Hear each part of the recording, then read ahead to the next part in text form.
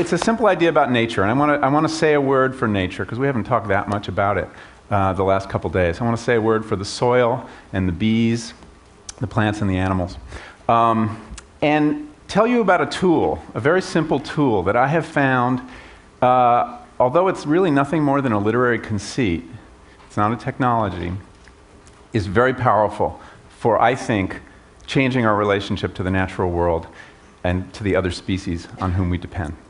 And that tool is very simply, as Chris suggested, looking at us and the world from the plants or the animals' point of view.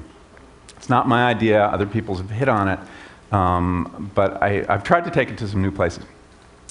Let me tell you where I got it. Like a lot of my ideas, like a lot of the tools I use, I found it in the garden. I'm a very devoted gardener. And there was a day about 7 years ago, I was planting potatoes. It was the first week of May. This is New England, when the apple trees are just vibrating with bloom. They're just white clouds above.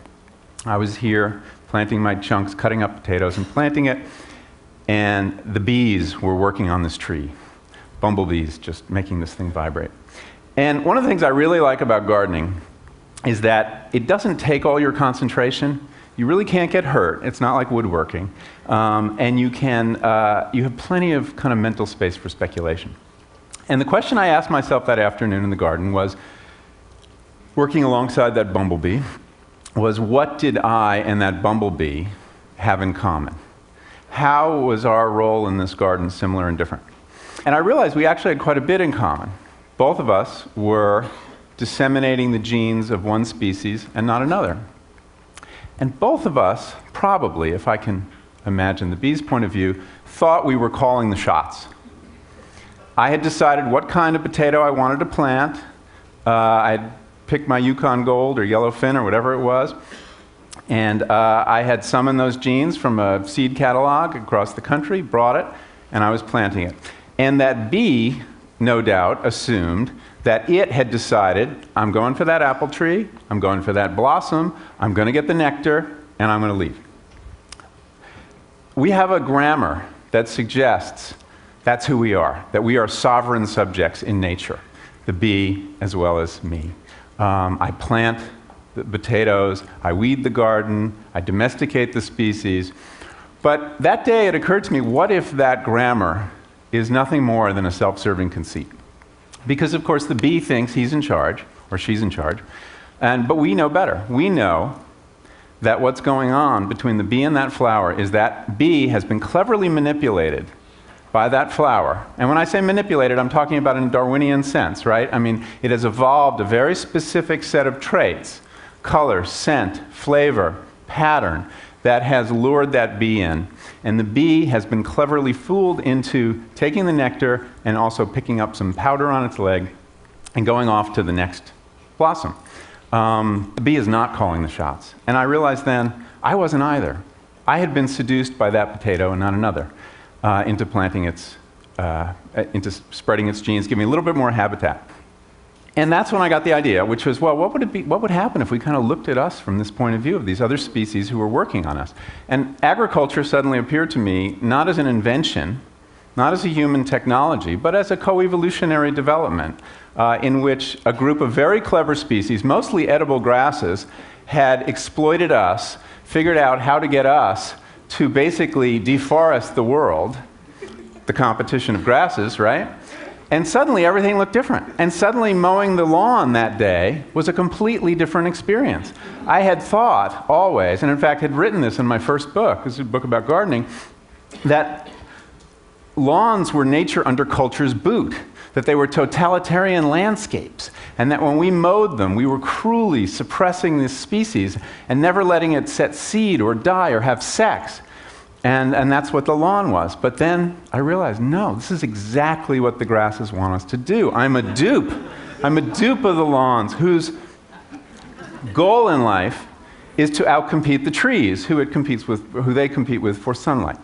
And so by getting us to mow the lawn, we keep the trees from coming back, which in New England happens very, very quickly. So I started looking at things this way and wrote a whole book about it called The Botany of Desire. And I realized that in the same way, you can look at a flower and deduce all sorts of interesting things about the taste and the desires of bees. That they like sweetness, that they like this color and not that color, that they like symmetry. What could we find out about ourselves by doing the same thing? That a certain kind of potato, a certain kind of drug, a sativa, indica, cannabis cross has something to say about us, and that wouldn't this be kind of an interesting way to look at the world? Now, the test of any idea, I said it was a literary conceit, is what does it get us? And when you're talking about nature, which is really my subject as a writer, does it meet the Aldo Leopold test, which is, does it make us better citizens of the biotic community? Get us to do things that leads to the support and perpetuation of the biota rather than its destruction.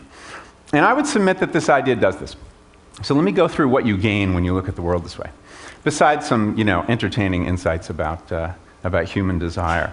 As an intellectual matter, looking at the world from other species' points of view helps us deal with this weird anomaly, which is intellectual, and this is in the realm of intellectual history, which is that we had this Darwinian revolution 150 years ago.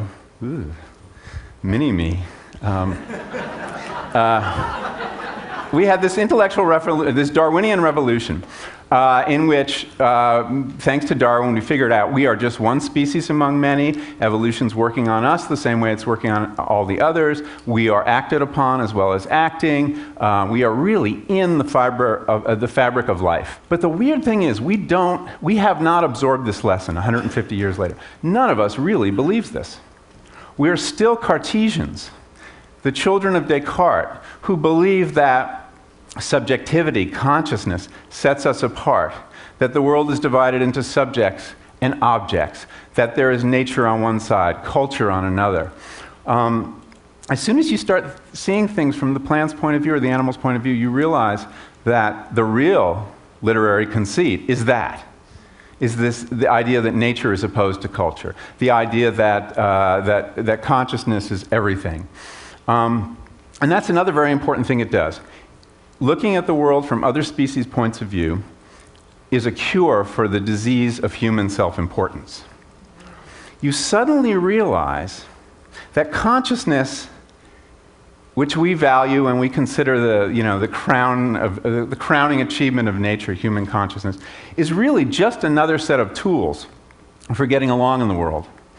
And it's kind of natural that we would think it was the best tool, but as there's a comedian who said, well, who's telling me that consciousness is so good and so important? Well, consciousness. So when you look at the plants, you realize that there are other tools, and they're just as interesting. I'll give you two examples. Also from the garden, lima beans. You know what a lima bean does when it's attacked by spider mites?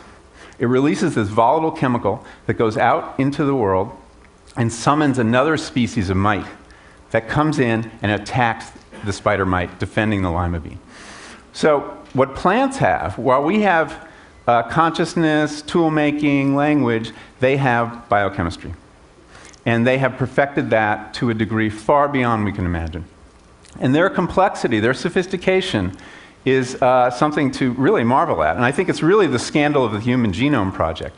We went into it thinking 40 or 50,000 human genes. And we came out with only 23,000. Just to give you grounds for comparison, rice, 35,000 genes.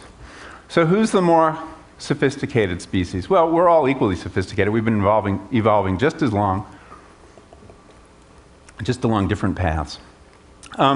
So, cure for self-importance, way to sort of make us feel the Darwinian idea. And that's really what I do as a writer, as a storyteller, is try to make people kind of feel what we know and tell stories that actually help us think ecologically.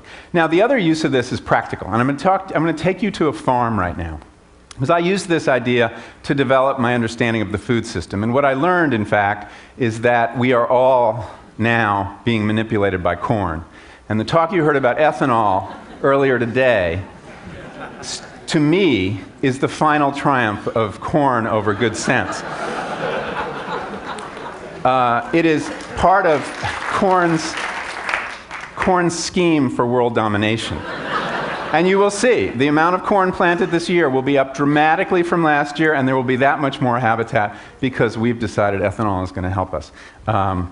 So it helped me understand industrial agriculture, which of course is a Cartesian system. It's based on this idea that we bend other species to our will, and that we are in charge, and that we create these factories, and we have these technological inputs, and we get the food out of it, or the fuel, or whatever we want.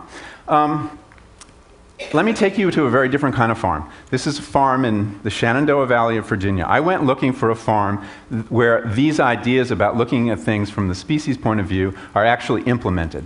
And I found it in a man, the farmer's name is Joel Salatin, and I spent a week as an apprentice on his farm. And I took away from this some of the most hopeful news about our relationship to nature that I've ever come across in 25 years of writing about nature. And that is this. The farm is called Polyface. Which means, the idea is, he's got 6 different species of animals, as well as some plants, growing in this very elaborate symbiotic arrangement. It's permaculture, those of you know a little bit about this. Such that the cows and the pigs and the sheep and the turkeys and the what else does he have? All the 6 different species, rabbits actually, are all performing ecological services for one another, such that the manure of one is the lunch for the other, and they take care of pests for one another. And it's a very elaborate and beautiful dance, but I'm going to just give you a close-up on one piece of it. And that is the relationship between his cattle and his chickens, his laying hens. And I'll show you how, if you take this approach, what you get, okay? And this is a lot more than growing food, as you'll see. This is a different way to think about nature, and a way to get away from the zero-sum notion, that the Cartesian idea that either nature's winning or we're winning, and that for us to get what we want, nature is diminished. So, one day, cattle in a pen. The only technology involved here is this cheap electric fencing, relatively new, hooked to a car battery. Even I could carry a quarter-acre paddock, set it up in 15 minutes. Cows graze one day. They move, okay? They graze everything down, intensive grazing. He waits 3 days, and then we towed in something called the eggmobile. The eggmobile is a very rickety contraption. It looks like a prairie schooner made out of boards, but it houses 350 chickens. He tows this into the paddock 3 days later and opens the gangplank, turns them down, and 350 hens come streaming down the gangplank, clucking, gossiping as chickens will, and they make a beeline for the cow patties. And what they're doing is very interesting. They're digging through the cow patties for the maggots, the grubs, the larvae of flies. And the reason he's waited 3 days is because he knows that on the 4th day or the 5th day, those larvae will hatch, and he'll have a huge fly problem. But he waits that long to grow them as big and juicy and tasty as he can, because they are the chicken's favorite form of protein. So the chickens do their kind of little break dance, and they're pushing around the manure to get at the grubs. And in the process, they're spreading the manure out. Very useful, second ecosystem service. And third, while they're in this paddock, they are, of course, defecating madly. And their very nitrogenous manure is fertilizing this field. They then move out to the next one, and in the course of just a few weeks, the grass just enters this blaze of growth. And within 4 or 5 weeks, he can do it again. He can graze again, he can cut, he can bring in another species, like the lambs, or he can make hay for the winter. Now, I want you to just look really close up onto what's happened there. So it's a very productive system, and what I need to tell you is that on 100 acres, he gets 40,000 pounds of beef, 30,000 pounds of pork, 25,000 dozen eggs, 20,000 broilers, 1,000 turkeys, 1,000 rabbits, an immense amount of food. You know, you hear, can organic feed the world? Well, look how much food you can produce on 100 acres if you do this kind of, again, give each species what it wants, let it realize its desires, its physiological distinctiveness. Put that in play. But look at it from the point of view of the grass now. What happens to the grass when you do this? When a ruminant grazes grass, the grass is cut from this height to this height. And it immediately does something very interesting. Any one of you who gardens knows that there is something called the root-shoot ratio, and plants need to keep the root mass in some rough balance with the leaf mass to be happy. So when they lose a lot of leaf mass, they shed roots. They kind of cauterize them, and the roots die. And the species in the soil go to work, basically chewing through those roots, decomposing them, the earthworms, the fungi, the bacteria. And the result is new soil. This is how soil is created. It's created from the bottom up. This is how the prairies were built, the relationship between bison and grasses. And what I realized when I understood this, and if you ask Joel Salatin what he is, he'll tell you he's not a chicken farmer, he's not a sheep farmer, he's not a cattle rancher, he's a grass farmer, because grass is really the keystone species of such a system. Is that, if you think about it, this completely contradicts the tragic idea of nature we hold in our heads, which is that for us to get what we want, nature is diminished. More for us, less for nature. Here, all this food comes off this farm, and at the end of the season, there is actually more soil, more fertility, and more biodiversity. That's a remarkably hopeful thing to do. There are a lot of farmers doing this today. This is well beyond organic agriculture, which is still a Cartesian system, more or less. And what it tells you is that if you begin to take account of other species, take account of the soil, that even with nothing more than this perspectival idea, because there is no technology involved here except for those fences, which could be, they're so cheap, they could be all over Africa in no time, that we can take the food we need from the earth and actually heal the earth in the process. This is a way to reanimate the world. And that's what's so exciting about this perspective. When we really begin to feel Darwin's insights in our bones, the things we can do with nothing more than these ideas are something to be very hopeful about.